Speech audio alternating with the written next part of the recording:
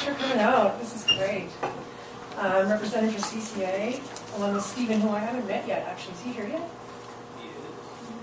Let's talk afterwards. I write in a bunch of different genres, so I couldn't decide if I should read a short film or poetry or creative nonfiction or fiction, so I brought a little bit of everything. But I'm only going to subject you to one poem and then a little bit of creative nonfiction. So this is called Ode to My Hands, and it's kind of a tribute to Pablo Neruda.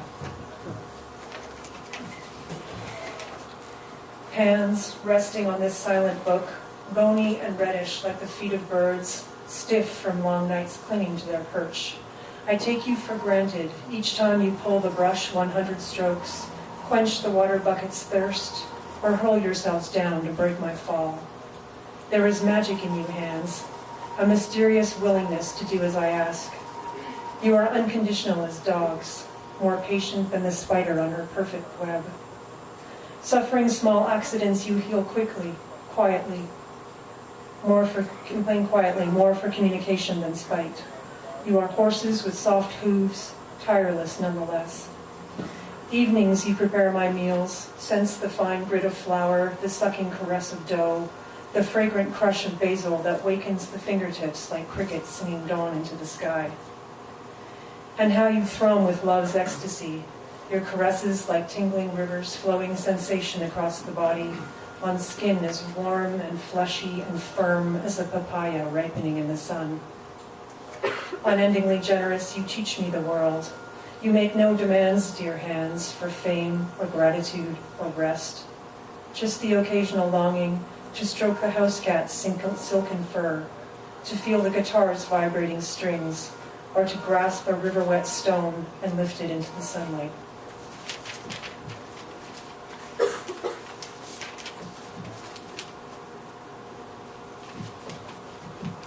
This is a memoir excerpt called Baggage. I can't find the buzzer for apartment number 401. My brain short-circuited the minute the cab left me and my giant red suitcase on the icy curb out front of his apartment building. Even inside the antiquated lobby, I can't stop shivering in my pencil skirt and Betty Page pumps.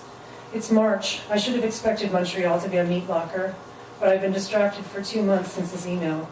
I'm lucky to be wearing matching shoes. I misdial my cell twice before he answers. He'll be right down.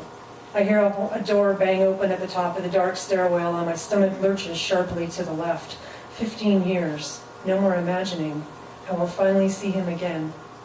Will he still smell like moonlight on fresh spring water? Will he still be sharper in focus than anyone else on the planet? Just as he's rounding the last flight of stairs, 2 ladies lumber out of their suite. They move slowly and chat lazily in Armenian, the younger taking time to snug a knot on the alder's lace shawl. I hear his enthusiastic-sounding descent slow to a crawl, and the women end up between us for that first long-imagined moment of, yikes, who the hell is that? I squelch the urge to run. Not exactly the romantic moment I dreamed of. We reach, clumsy, around my giant red suitcase and hug. He reeks of cigarettes. He says I look good, fancy. He apologizes for not shaving. He decided to grow a beard this week. As he wrestles my bag to the stairs, he chitters on about the building he's moving to soon. He hefts my heavy suitcase up onto his head and climbs. The weight of my fashion insecurity contorts his neck. It's the kind of body-wrenching maneuver that drove me mad back in university, but it's his neck. I gotta let him do this to love him. I must let him to do worse, probably to me as well. How could I have forgotten that? He's chubby, his hair is short and boring. I miss the slump of his dark, inconsolable curls. His shoulders seem wider too. After 15 years, people do change, but not in ways you can prepare yourself for, no matter how many times you try. 3 lopsided bicycles are chained to the banister outside the door, number 401. I take a breath. His apartment is a tangle of art and junk. It's drafty, dirty, cluttered. It swallows you like a no-see-em disappearing down an unsuspecting throat. It gives me the 20-second tour. Here's the kitchen with that crazy nesting chairs table I told you about. The bathroom, it's falling apart. My room, Chris's. He's the one with the coke problem, but he's okay. He doesn't steal much. Wait, wasn't I supposed to be using the second bedroom for the next 4 days? He closes the front door. Well, he might be around now and then and his stuff's in there. He's not paying rent right now, so I didn't feel bad asking him to be somewhere else when he can.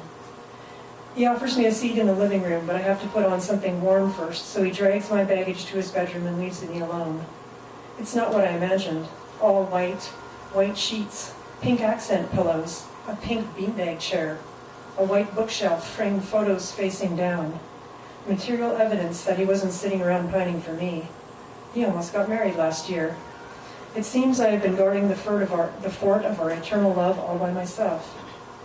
Where am I supposed to sleep now, and why is my suitcase in his room? That was slick. Is he a player? Has he always been one? As I change, a cold blast of air compresses my skin. I feel incredibly foolish. Maybe I was just his insurance policy against ending up alone.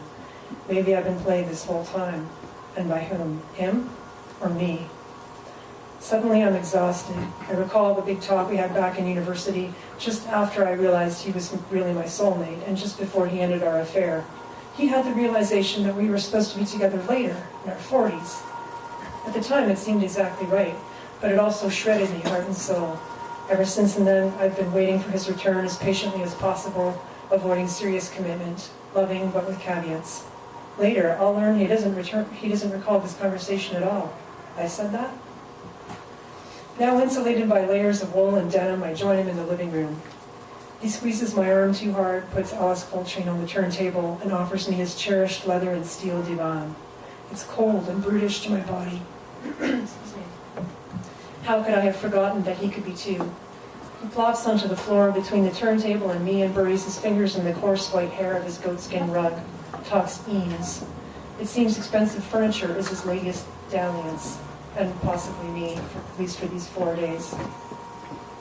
He looks up and grins with that crooked upper lip I'd missed, which melts the ice dam and floods me with a sweet old sadness. He points up past me to the chandelier, a circle of cheap magnifying glasses hung around a bare bulb. It's strangely magical. That nearly set the place on fire, he chuckles. We didn't know the sun was burning a spot on the wall right over there. I hear how he still thrills at danger, sexually, chemically. My lack of need for it will bore him and he'll leave me behind again. This thought floods me with a sadness I know well. I've spent years lost in its melancholic labyrinth. I know the pain of my love for him far better than I know him. His attention wanders to his extensive record collection where it will stay for some time, and I feel more alone with this love than I was when I was alone. After 15 years, people stay the same in all the ways that drive you crazy. I'll just end there. Thanks very much.